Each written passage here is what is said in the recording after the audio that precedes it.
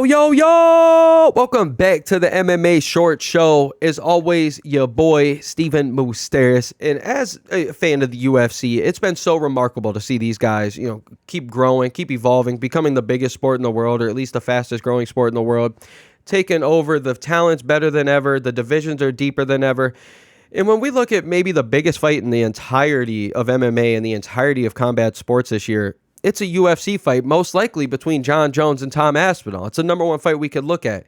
But when we sit there and actually break down this fight and we actually look at this heavyweight division, no matter how you cut it, Jon Jones goes out there and wins. Tom Aspinall goes out there and wins. No matter how you cut it, guess who's going to be the one that carries the torch from here on out with the heavyweight division? It's going to be Tom Aspinall. Win or lose against Jon Jones, he's by far the most talented fighter in the UFC division when it comes to the future of it, the heavyweight division.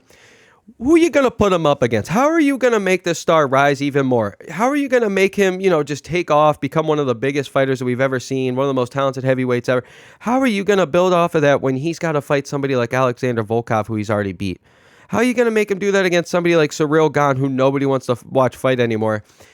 You got benefit of the doubt, when he fought Jon Jones, okay, cool, maybe Jon Jones was just that good. But then when you find out that you got Ciryl Gane sitting there playing video games before the fight, not taking anything serious, clearly he'd rather be an actor, he'd rather do anything outside of fighting. And when you watch that Volkov fight, my goodness, it looks like the dude doesn't even do cardio anymore. It doesn't looks like he doesn't even strike anymore. Doesn't even practice. His greatest thing is his movement.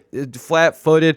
Looked absolutely terrible. And especially for the division that's out there for the taking, you go out there and put a performance on like that. And yeah, you somehow won in the judges' eyes, but nobody in the world thought you won. Nobody wants to see you fight Tom Aspinall now.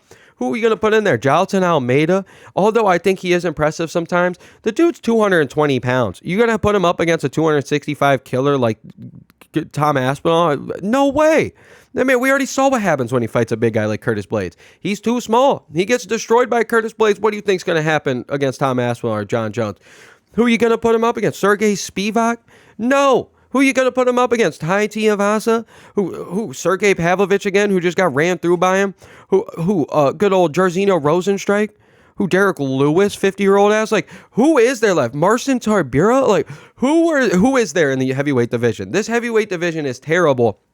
And you got to feel bad for this man, Tom Aspinall. If you're a Jon Jones fan, yeah, it's going to make Jon Jones' decision to retire after the Tom Aspinall fight, especially if he wins. It's going to make it way easier. And maybe we just see a crazy cross-promotion fight over in Saudi Arabia or something against good old Francis Ngannou. Or Alex Pereira could run through this man, Magomed Ankalaev, and we get that one fight.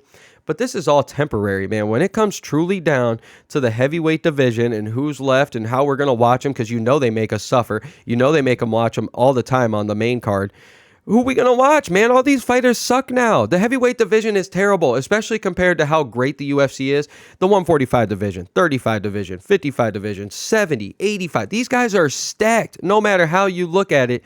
And then the heavyweight division, the one and only division that everybody loves forever and ever, is so bad outside of the number one fight in MMA and maybe combat sports right now.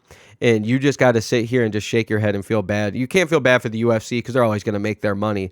But as a fan, you got to feel bad for yourself a little bit because there's nothing we can watch anymore. And if you're a Tom Aspinall fan, you got to feel devastated for the guy because how are you going to build a name? Even if he runs through, again, everybody we named, how are you going to make a name off yourself running through Pavlovich again? How are you going to make your name running through Jairzinho Rozenstruik, who we've seen everybody run through? How are you going to see a name rise against Volkov, Gane, Derek Lewis, Jailton Almeida, any of these guys that we've named?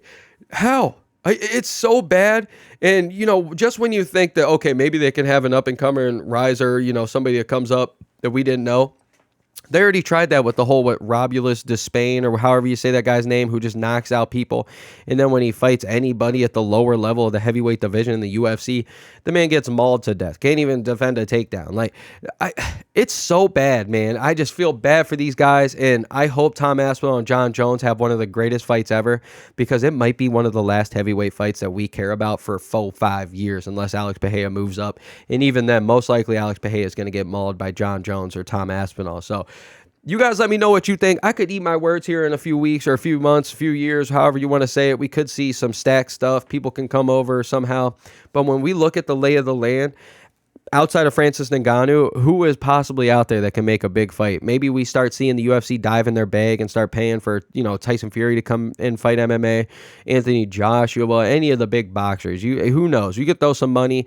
It doesn't seem like they're as fickle anymore, but if they throw some money out there, maybe get a good old any of these guys. You could maybe make it fun. Deontay Wilder, who knows? You can make it fun for one fight, but it's not going to be a competitive MMA fight. So you guys let me know. And as always, your boy Steven Moustaris. Let's go, baby. Let's go.